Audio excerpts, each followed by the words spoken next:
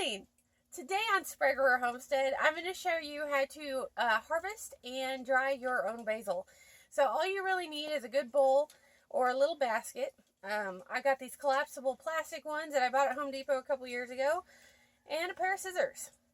So we're going to be doing the sweet Italian basil and some cinnamon basil that I've got.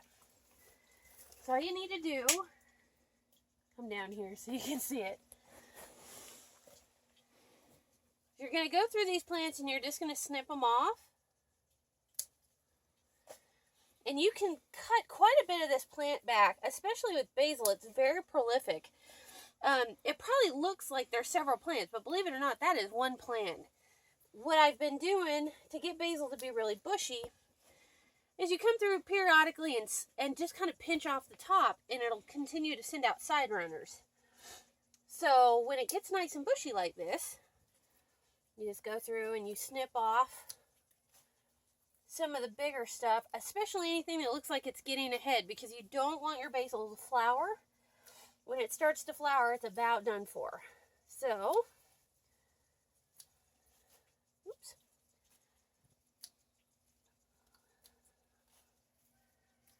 There is that one.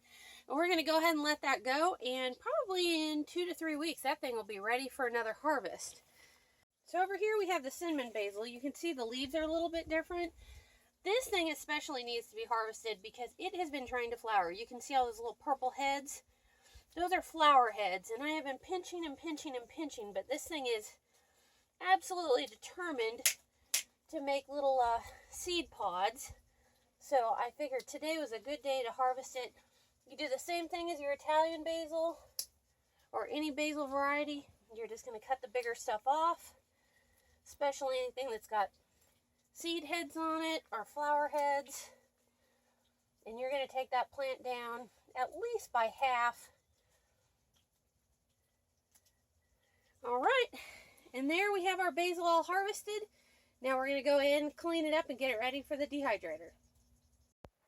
Once you've got all your basil harvest, the next thing we're going to do is get it ready for washing.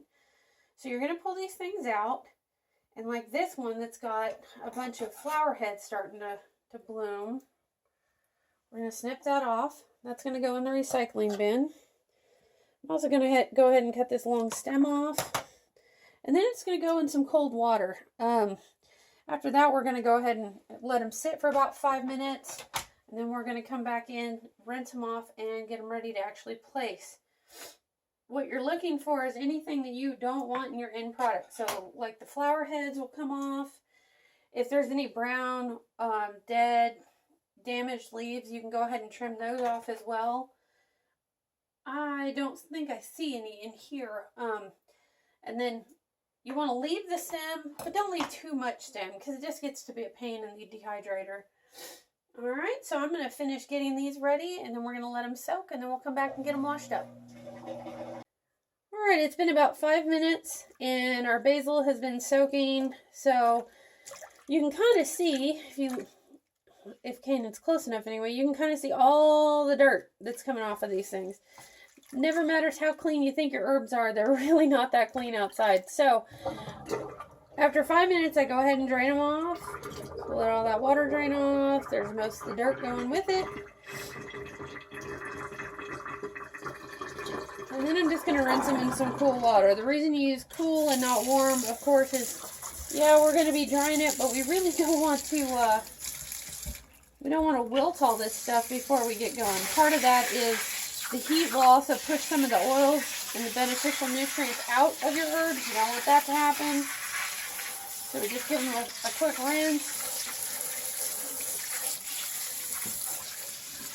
When you're harvesting your herbs, try and make sure that they're not overly dirty to start with. These guys were pretty clean. I didn't get too far down in the plant. If you go too close down to the bottom, especially if you've got sprinkler systems in there, you'll get a lot of dirt on bottom leaves. So that's kind of why I always harvest the top stuff first. Alright, those things are all rinsed off. I'm not seeing much in the way of dirt coming off of them anymore. Alright, and then I am just going to pull these guys out into the colander, and they are going to sit there and drip dry for another 5 or 10 minutes. Just trying to get some of the water off. That way I don't have too much water in the dehydrator. Otherwise it'll slow down the drying process. Once your basil is dried out a little bit, you can start putting it on your dehydrator racks. Every dehydrator looks a little bit different. I have actually had this one for about 17 years.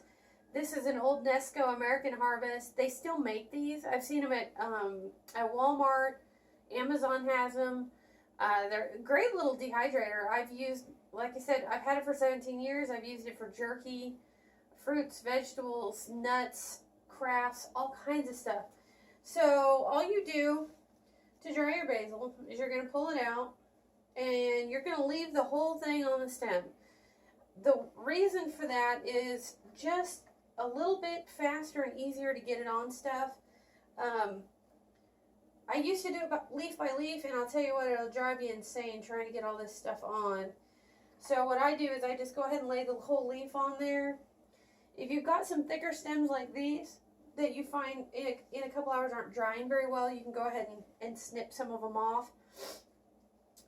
So you'll just kind of lay them on there. And I'm mixing my varieties. I'll sort them out later because the leaf shape is pretty obvious as to what they are. And since I've got so many racks, I'm just going to put just that many on.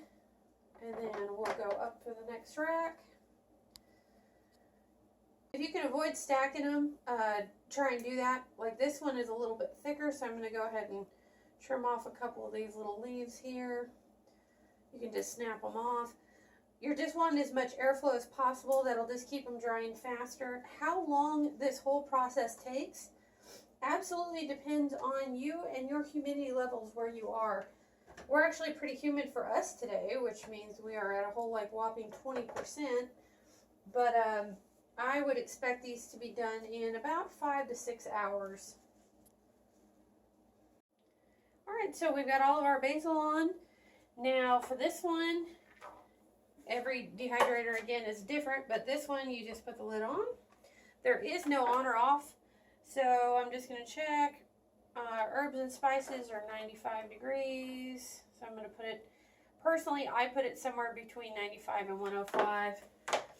And for mine, you just plug it in because this thing does not have an on-off switch. So there's our motor going and our fan. Now I come back every hour and a half and just check and see how it's doing, if it's getting dry.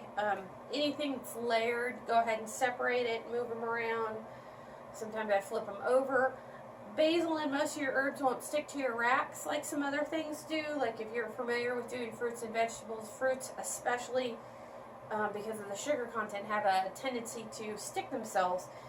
Not so much these guys, but sometimes you'll get leaves that kind of fall into your rack and start to dry. So if you can kind of keep an eye on them, keep them pulled out, it'll just save you a lot of effort trying to reef them off of there later. So we're going to let it go and we'll check on it in a couple hours. Alright, so this is like 4 or 5 hours into the basil drying, and you can kind of see they are substantially smaller. And some of them are kind of stuck together, so I'm going to have to go through and pull them out. The leaves are actually about there. You can kind of see they're crunchy, which is where you want them to be. But of course, the big stems are still soft. So what I'm going to do now is go through and just clip all the leaves off, take all the stems out, and let the leaves finish drying, probably a couple more hours, and then they will be about done. Alright, so everything is done, and we have run the dehydrator about another hour after Nikki took all the stems off. So this is just the leaves. Now we're going to leave these intact and just put them in jars. The reason for that is you want the herbs to be as fresh as possible, so keep them intact, and then when you go to use them, go ahead and crush them or grind them into a fine powder depending on your recipe. So that is how you grow, harvest, dehydrate, and store your own basil. That's it for this time. We'll see you next time on Sprague River Homestead.